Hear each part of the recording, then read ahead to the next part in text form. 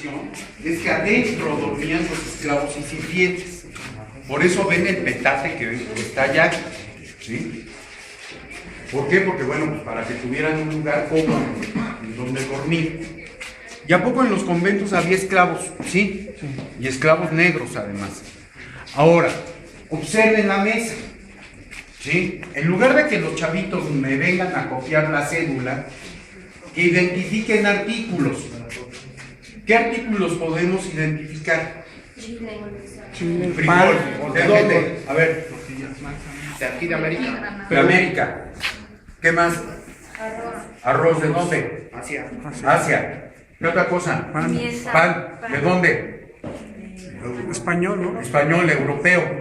Y entonces en estas mesas, pues está el mestizaje. ¿Sí? ¿Por qué? Porque están todos los continentes aquí representados. América, vean.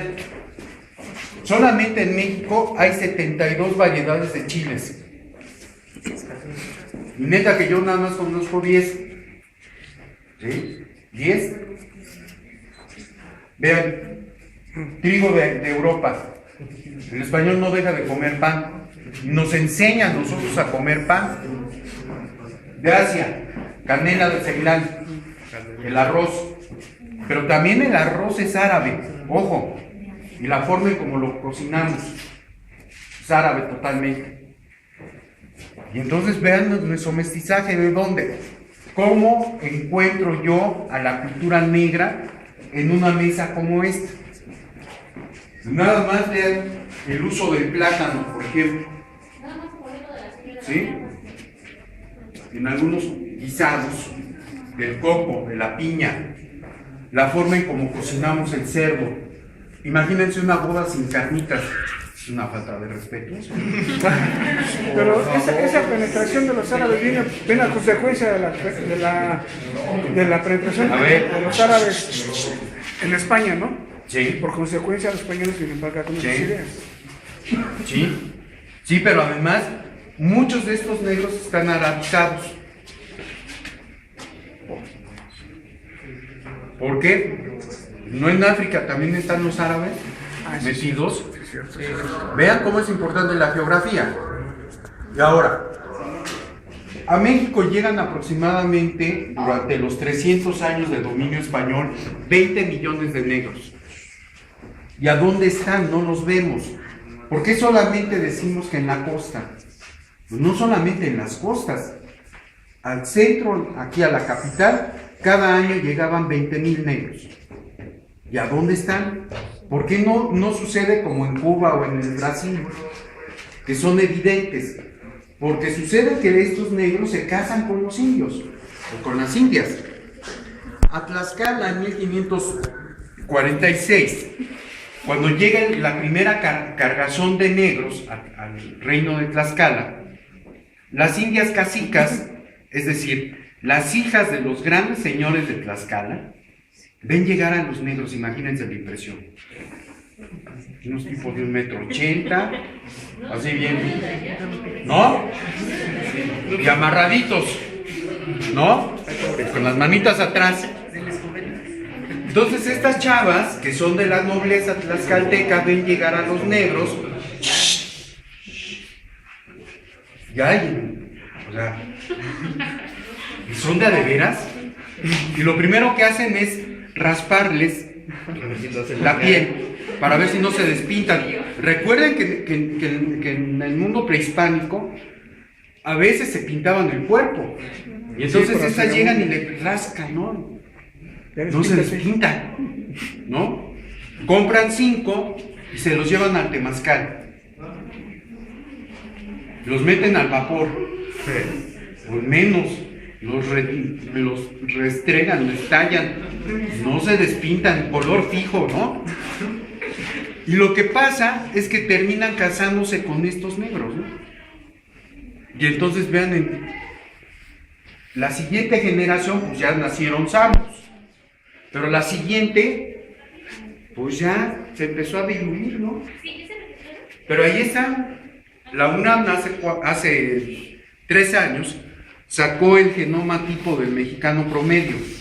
Sucede que el 60% de nuestros genes son negros. Y cuando damos justamente la clase de historia se nos olvida mencionar a los negros, ¿no? No, somos mestizos de indio y español. Nada, que pues, también están los negros ahí metidos. Si no, no comeríamos carnitas, por ejemplo. Vean cómo la historia es importante, las fechas, pero también la forma en cómo se va transmitiendo la cultura. Ahora, para nuestro maestro compañero de español, la lengua también es historia.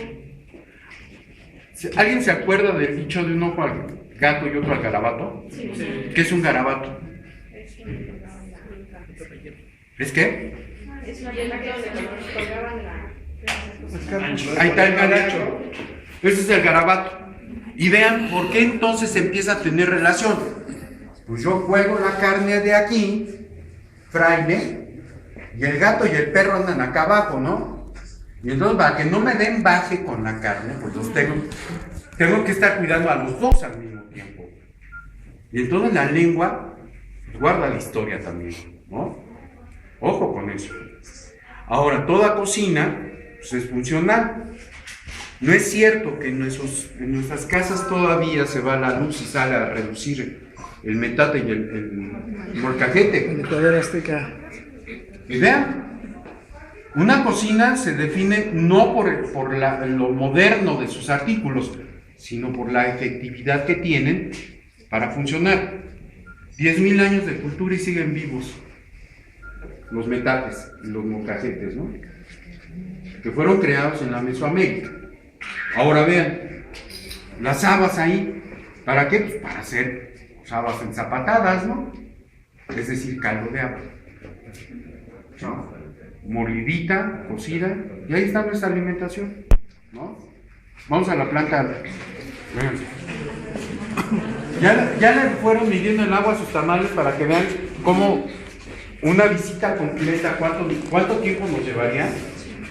Cuando vengan con sus niños, no pidan una visita completa, por favor. No la damos, ¿eh? ¿Qué pasó? Ah, vean. Vean. Los chavitos van hoy a la tienda a comprar limoñuelos. Vean de dónde molden. Los moldes, ¿no? ¿Sí? Son moldes para hacer buñuelos. Siglo XVII. Siglo XVI. Y vean el XVIII. ¿Sí? Es una espiral. Y en el XVIII, ¿qué sucede? Pues el barroco. ¿Sí? Y entonces, vean esta hornilla, que es un objeto bien humilde. Se pone a fuego, ahí se calientan las tortillas, o se pone en la mesa y se sienta el trasto caliente para no quemar la mesa. ¿Qué forma le ven? ¿Una qué? Como guitarra, como lira, las que traen los angelitos, ¿no? Una arpa. ¿No es cierto? Bueno, si mi maestra en sexto año me hubiera dicho que eso era el barroco, yo no termino de historiador. Tenía una carrera más decente, pues, mejor pagada. Vean, eso es el barroco. Y entonces el barroco no es solamente el arte, no es solamente el fragmento del retablo que vieron allá en la entrada, no es el edificio, los palacios, las iglesias. El barroco es la vida cotidiana. No es cierto que nos invitan a un baby shower, ahí sí bien gringos, ¿no? A un baby shower, ya iban al baby shower, o al Halloween, ¿no? Bien gringos, y danzan, rock, ¿no? Y sucede que a la hora de empezar a repartir la comida, pues salen los pambacitos, el pozole, las tostaditas, alimentos barrocos, y no nos damos cuenta de eso. ¿Sí? La forma en cómo hablamos, un ojo al gato y otro al calabazo. Estos dichos que empleamos son parte de nuestra nacionalidad, de nuestra identidad, y son barrocos. La manera en cómo enamoramos a la pareja. No es cierto que somos bien choreros. No, yo no. La forma de cómo se acerca uno a la pareja sigue siendo barroco. Ahí está el barroco.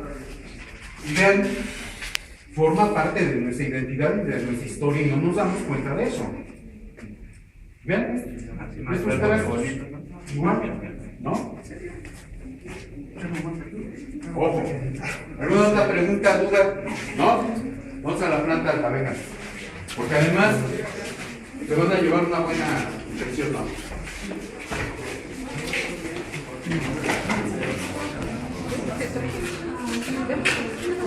¿De dónde? Asia. ¿Qué otra cosa? Pan. Pan. ¿De dónde? Español, ¿no? Español, europeo. Y entonces en estas mesas, pues está el mestizaje. ¿Sí? ¿Por qué? Porque están todos los continentes aquí representados. América, vean. En la mesa. ¿Sí? En lugar de que los chavitos me vengan a copiar la cédula, que identifiquen artículos. ¿Qué artículos podemos identificar? Chile, Frijol. pan. ¿De dónde? A ver. De aquí de América. De América. ¿Qué más? Arroz. De Asia. Canela de Ceilán. El arroz. Pero también el arroz es árabe. Ojo. Y la forma en como lo cocinamos es árabe totalmente. Y entonces vean nuestro mestizaje. ¿De dónde? ¿Cómo encuentro yo a la cultura negra en una mesa? La condición es que adentro dormían los esclavos incipientes. Por eso ven el petate que está allá. ¿Sí?